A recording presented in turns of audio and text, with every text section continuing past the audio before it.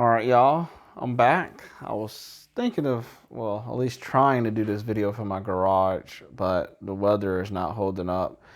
And as some of y'all know, I've moved to the great state of Alabama now from the great state of Georgia.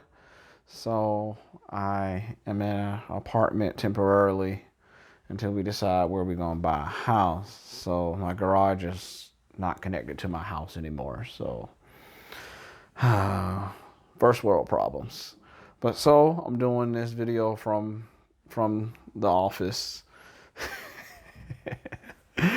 But anyway, so I wish I could give y'all this video and give y'all my full track impressions on this particular product too. But literally 2 days before I was gonna go to the track, I ended up hurting my knee in flag football. The right before the championship game too. So I didn't get to play in our championship game and we lost. And I like to think that if I was in the game, maybe we would have won. Who knows?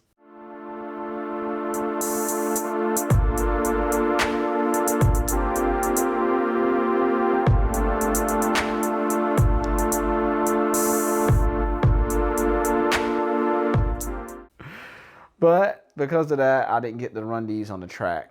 But I have run these on many back roads and many mountain roads. And I've had them on the car for, I want to say, some months, 4 months or so.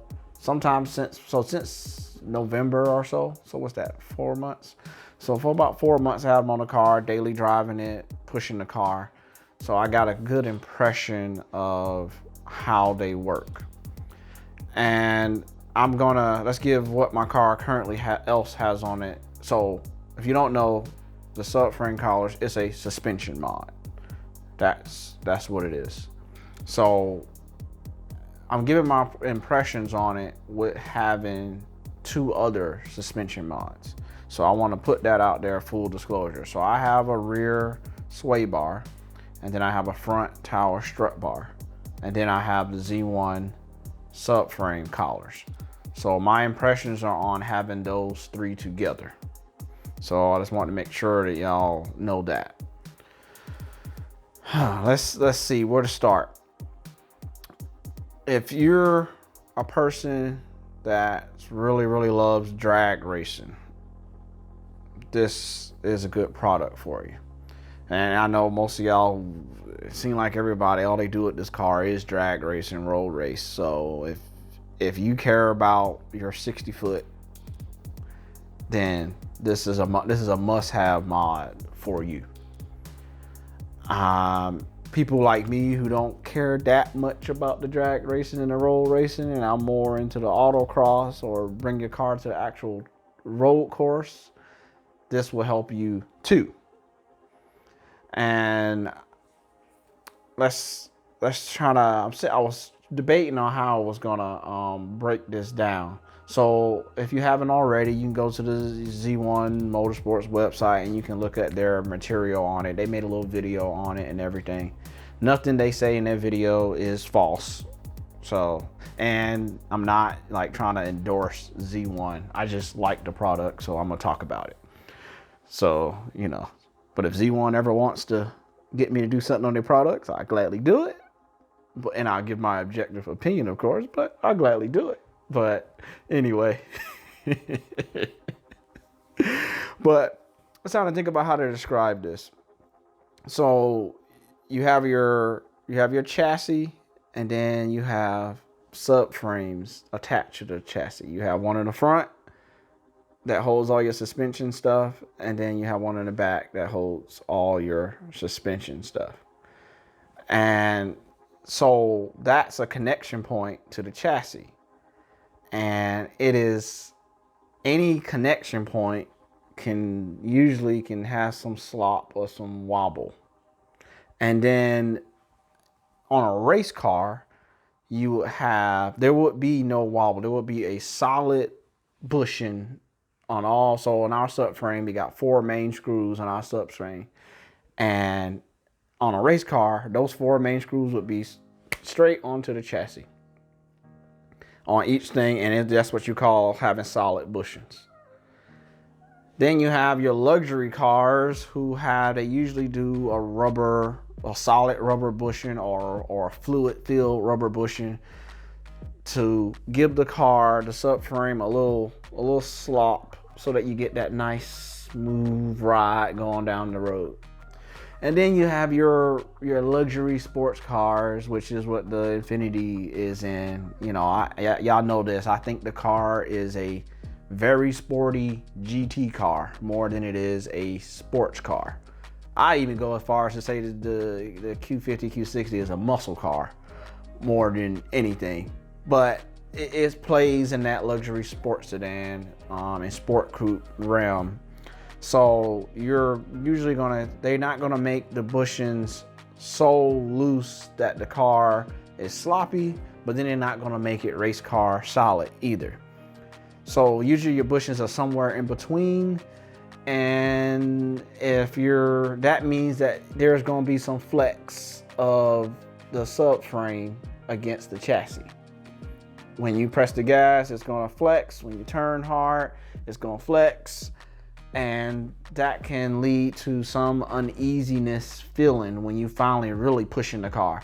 People who just daily drive the car and don't really do nothing with the car, they'll never notice this. But once you start drag racing the car, or you start bringing the car to an autocross, or you one of those guys that like mountain roads, and you start doing that, you're gonna start noticing that the rear end, when you turn in, it feels like the rear end kind of turns a little bit after you. And it's an uneasy feeling. It's like a fire truck with the guy in the back of the long ladder truck, and you turn the front end, and then the guy in the back of the ladder truck got to remember to turn the back end. That's the best analogy I can give it when you feel that flex when you turn it. And then for you drag racing guys, when you push off the line, all that torque flexes the subframe, and then when it catches, the wheels catch, flexes the other way, then it flexes again, then it flexes, and then you get what's called wheel hop because of that. You know, either fluid filled bushing is not completely solid. So what Z1 is attempting to accomplish is another compromise. When I say compromise, I'm talking about compromise between going full solid or soft or straight rubber.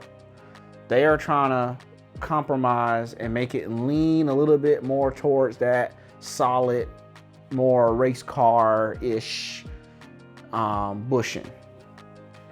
And what they do, they decide, it's ingenious, and I love it as an engineer. I love what they did, because it's a simple thought. The simplest stuff is always the best way of doing something. That's the way I do my work. Keep it simple, stupid. And that's what they did. They said, well, we don't want to make a solid bushing, because most people don't want that. People don't want to ride around on a solid bushing. It's especially not a car that's meant to be dual purpose. So they said, well, let's just fill in the gaps. And that's what they did. They take their collars and they fill in the gap around the rubber bushing. So it takes away a lot of the play.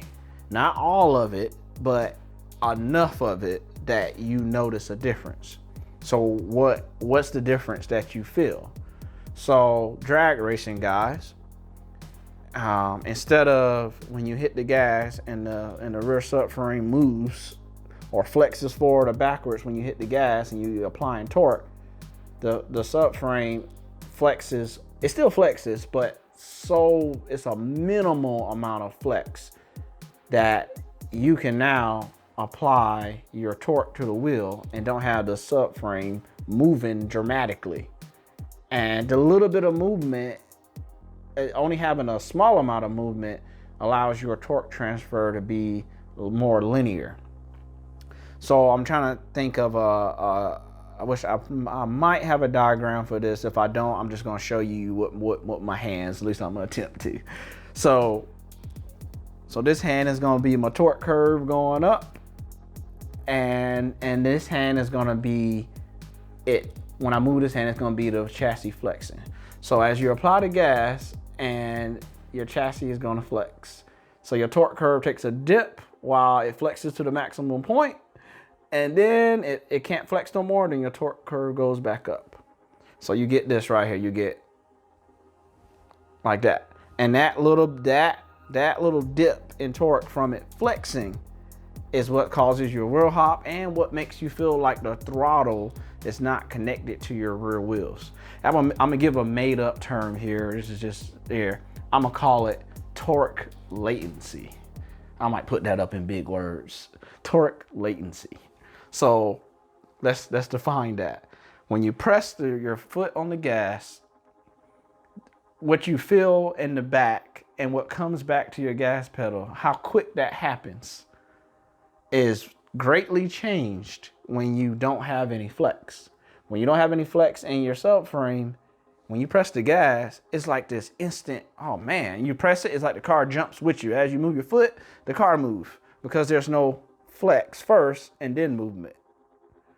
So I think I explained that pretty good. So that's what this product does. It greatly minimizes that flex.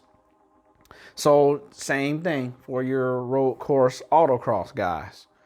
Now when you're making a left or a right turn, instead of the chassis flexing a little bit when you make the turn, it stays where it pretty much stays in place. Now this actually allows your suspension and whatever alignment settings you have to actually stay in place. So the car, you got your alignment set, and when you turn, your alignment stays in place. So the car just turns. And then you feel like, it feels like the back end is let's say like a pendulum. So when you turn, it just turns instead of a turn, instead of like a sloppy turn, the car just goes like that. And it's a great feeling, and I've been loving it. So I've been loving it. You press the gas and you feel like your foot is connected to the rear end because it's not flexing. And then when you turn, the car just turns. And remember now, I have a rear sway bar on there too. So I'm shoring up the rear end with the beefier rear sway bar and having these subframe collars. So I'm getting a nice direct turn out of the car, and the back end just feels connected to the front. Instead of, like I described before, instead of having that long fire truck ladder feel that you feel when you turn the front of the car and then the back end goes, oh yeah, we turning. Now it's just, and great.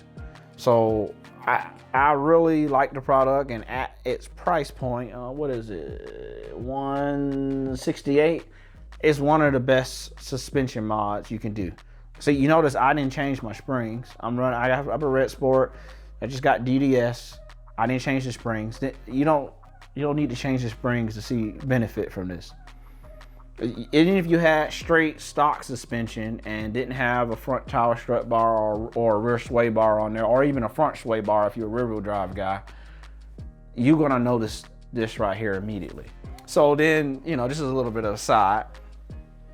I think the car should have came like this from the get-go. If Infinity's listening, should have came like this from the get-go. This is what makes like M cars. People talk about M cars and how good, they feel and blah, blah, blah.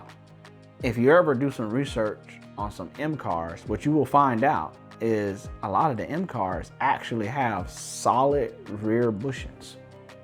That's what gives them that feel that a lot of other cars don't have. Because most cars don't want to go that hardcore and put the solid rear bushings for the subframe.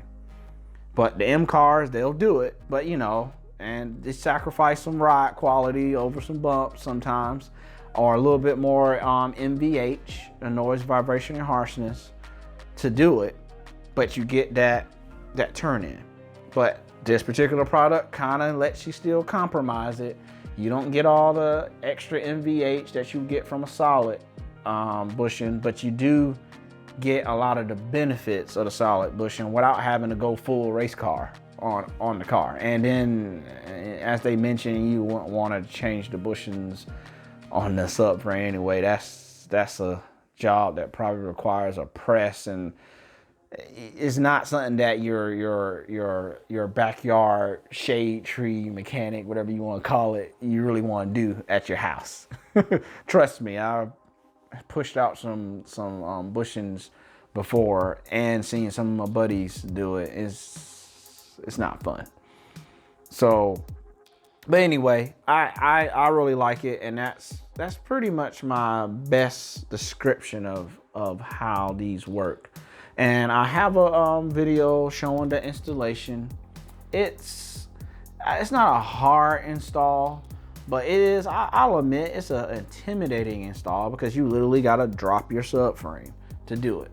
And I wouldn't, if you're not comfortable with like just, you know, doing full mechanic work, this not something I would recommend just people to be doing. I really would.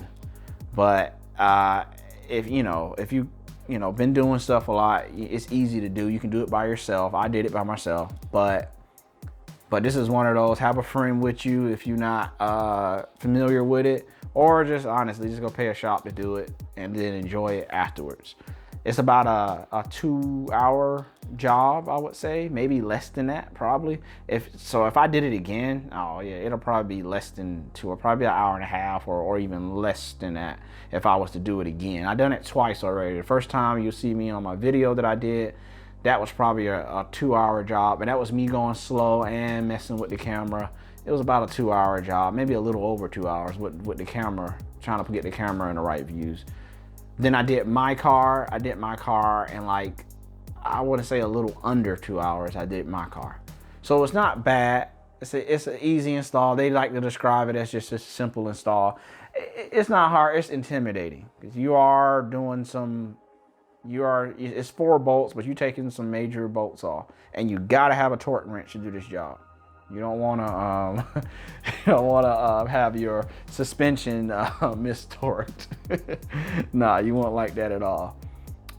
But anyway, that's all I got for the Z1 subframe collars. Highly recommended by me.